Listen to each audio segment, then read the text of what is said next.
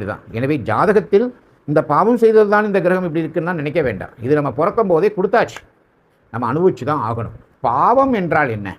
நிறைய பேர் பாவம் என்றால் ஏதோ போன ஜென்மத்தில் செய்த பாவம் இந்த ஜென்மத்தில் நம்மளை ஆட்டி படைக்குது, இதெல்லாம் இருக்கட்டும். இப்போ இந்த ஜென்மத்தில் என்ன பாவம், எது புண்ணியம்? இந்த கொஸ்டினை கேட்கும்போது நமக்கு தெளிவு கிடைக்காது. துரியோதனன் ஒரு பாவமாக சொல்லப்பட்டாலும் அவன் சொர்க்கத்துக்கு செல்லும்போது முதலில் சென்று விட்டான். ஏன்னு கேட்டால் அவன் தன்னுடைய குடும்பத்திற்கும் மனைவிக்கும் நண்பனுக்கும் தன்னுடைய சகோதரனுக்கும் செய்ய வேண்டிய கடமையை செய்தான் என்பது அவனுடைய துரியோதனுடைய தர்மம்.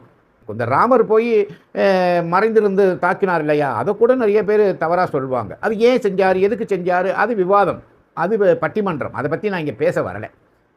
பாவம் என்பது என்ன? பாவம் என்பது அடுத்தவருடைய உரிமையை தொடக்கூடாது. அடுத்தவர்களுக்கு தேவையான உரிமையை, அடுத்தவர்களுக்கு உரிய உரிமையை நாம் தொடக்கூடாது. அடுத்தவர்களுக்கு எந்த விதமான பாதிப்பையும் நாம் தரக்கூடாது.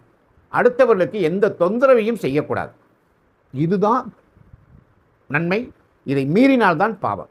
துரியோதனன் கதையாக இருக்கட்டும், ராமர் கதையாக இருக்கட்டும், எதுவாக இருக்கட்டும், அவங்களுடைய உரிமைக்குரிய பொருள்களை மற்றவர் எடுத்ததனால்தான் சண்டை சஞ்சரவே வந்தது இல்லைங்களா? ராமருடைய மனைவியை ராவணன் தூக்கியதனால் பிரச்சனை, பாண்டவருடைய இடத்தை துரியோதனன் குடும்ப அந்த எடுத்ததுனால பிரச்சனை.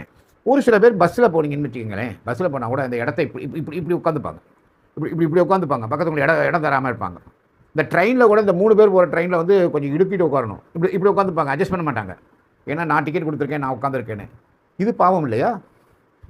இதை செய்கிறாங்களே, இவங்கெல்லாம் பாவம் செய்தவங்க இல்லையா? இந்த பாவத்தை செய்துவிட்டு இதற்கு நான் நிவர்த்தியாக ஒரு பரிகாரமும் செய்து விடுவேன் அப்படின்னு நீங்கள் நினச்சிங்கன்னா அது அங்கே நடக்கிறதுக்கு வாய்ப்பே கிடையாது.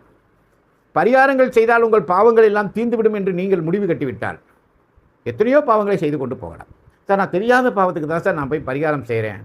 செய்யுங்க, மற்றவங்களுக்கு தொந்தரவு இல்லாமல் செய்யுங்க, ஒன்றும் தவறே கிடையாது. ஆனால் எல்லா பாவங்களையும் செய்தவர்கள் அல்லது எல்லோருக்கும் தொந்தரவு தந்தவர்கள் இந்த பரிகாரம் தேடினால் பிழைத்து கொள்ளலாம் என்று நினைத்தால் நடக்காது. அது யாருக்குமே அந்த பலன் கொடுக்க மாட்டார்கள். முடிஞ்ச அளவுக்கு உங்கள் செய்கைகள் மற்றவர்களுக்குடைய உரிமைகளை தொடாமல் இருந்தால் போதும், மற்றவர்களுக்கு தொந்தரவு இல்லாமல் இருந்தால் போதும்.